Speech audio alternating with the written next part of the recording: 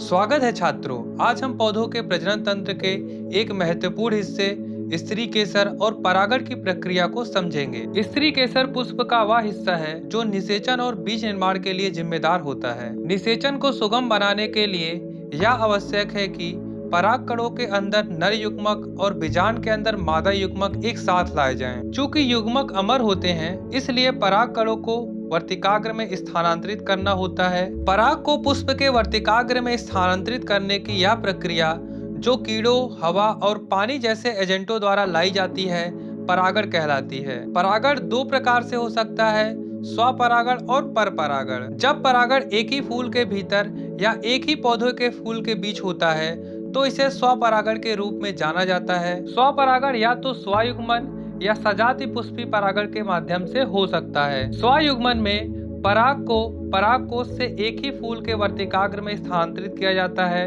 यह अनुन्नमिल्ल परागणी या उन फूलों में देखा जाता है जो बिल्कुल नहीं खुलते, जैसे कि वायोला, ऑक्सैलिस, कैमोलिना और मूंगफली। इन फूलों के पराग कोश और वर्तिकाग्र एक दूसरे के बहुत करीब स्थित होते हैं, जिससे परागकों की अनुपस्थिति में भी बीज के उत्पादन को भी सुनिश्चित करता है। हालांकि स्वयुग्मन उन्नमिल परागणी पुष्प में दुर्लभ है, जो खुलते हैं और अपने पराग कोश और वर्तिकाग्र को उजागर करते हैं। सजाति पुष्पी परागण में पराग एक ही पौधे के एक फूल के पराग कोश से दूसरे फूल के वर्तिकाग्र में स्थानांतरित होता है। स्वपरागण के अलावा पर परागण भी आमतौर पर पौधों में देखा जाता है। इस प्रकार के परागण में एक पौधे के फूल से दूसरे पौधे के फूल के वर्तिकाग्र में पराग कणों का स्थानांतरण शामिल होता है। इस प्रकार के परागण को पर निषेचन कहा जाता है। पर निषेचन पराग कण का एकमात्र प्रकार है जो अनुवांशिक रूप से विभिन्न प्रकार के पराग कणों को वर्तिकाग्र में लाता है। परागणकारी एजेंट वे कारक होते हैं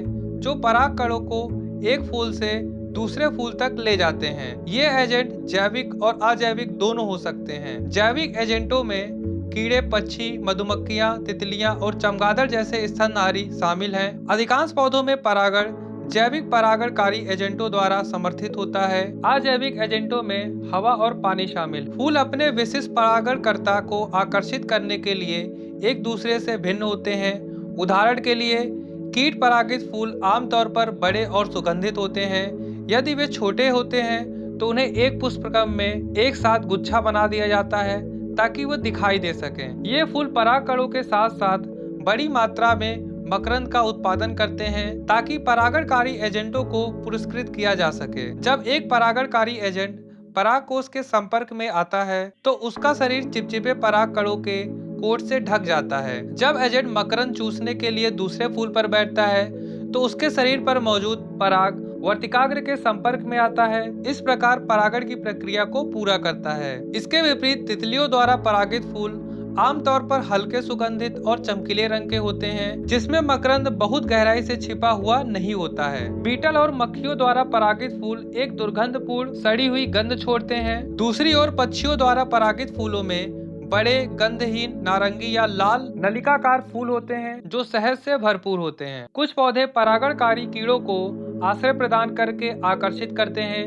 उदाहरण के लिए एमार्फोफेलस या 6 फुट लंबा फूल होता है जो परागणकारी कीड़ों को अंडे देने के लिए एक सुरक्षित आश्रय प्रदान करने के लिए आकर्षित करता है। वहीं दूसरी तरफ यूका के पौधे में एक मादा पतंगा दूसरे फूल के पराग को वर्तिकाग्र में स्थानांतरित करती है और साथ ही फूल के अंडाशय के कोष्ठक में अपने अंडे जमा करती है। अंडे से निकलने वाले लार्वा कुछ विकसित हो रहे बीजों का खाने के रूप में उपयोग करते हैं, जिससे पौधे के प्रसार के लिए पर्याप्त बीज बच जाते हैं। इस प्रकार पतंगा और पौधे दोनों अपने अपने जीवन चक्र को पूरा करने के लिए एक दूसरे पर निर्भर हैं। हालांकि कुछ पक्षी और कीड़े जैसे कि बम्बलबी मकरंद और पराग के लिए फूलों पर जाते हैं लेकिन परागण नहीं करते हैं। इन प्राणियों को पराग लुटेरे कहा जाता है। मधुमक्खियां और अन्य कीड़े कई जलीय फूल वाले पौधे जैसे कि मीठे पानी की लिली को भी परागित करते हैं। हालांकि कुछ मीठे पानी के पौधे जैसे कि वेलिसिनेरिया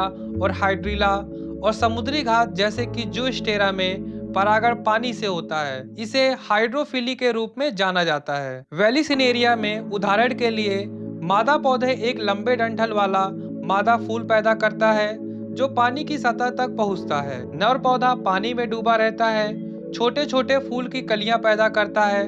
परिपक्व होने पर कलियां पानी की सतह पर उठती हैं और पराग कोषों को उजागर करने के लिए खुलती हैं। पराग कोषों से निकलने वाले पराग को पानी की धाराओं द्वारा ले जाया जाता है, जो अंततः वर्तिकाग्र के संपर्क में आते हैं। जो स्टेरा में, जैसे कि यह एक समुद्री घास होती है, इसमें नर और मादा दोनों फूल पानी में डूबे रहते हैं। नर फूल लंबे रिबन जैसे परागकण पैदा करते हैं, जिनमें एक श्लेष्मा युक्त आवरण होता है जो उन्हें गीला होने से बचाता है। पानी में छोड़ा गया पराग पानी की धाराओं द्वारा डूबे हुए वर्तिकाग्र की ओर ले जाया जाता है। इस प्रकार परागण पूरा होता है। आश्चर्यजनक रूप से जलीय पौधों में पवन परागण, जिसे कि हम लोग एनेमोफिली बोलते हैं इंग्लिश में, पानी परागण की तुलना में अधिक व्यापक है। पवन परागण स्थलीय पौधे जैसे घास, बांस, नारियल और मक्का में भी होता है। इन पौधों में एक सघन पुष्पक्रम होता है जिसमें अच्छी तरह से उजागर पुंकेसर होते हैं, जो पराग के आसान फैलाव की अनुमति देते हैं, और एक बड़ा पंखदार वर्तिकाग्र होता है जिससे पराग को फंसाना आसान हो जाता है। इसी के साथ इस चैप्टर का ये पार्ट समाप्त होता है। नेक्स्ट पार्ट के लिए हमारे चैनल को लाइक, शेयर एंड सब्सक्राइब जरूर करें। तब तक के लिए धन्यवाद।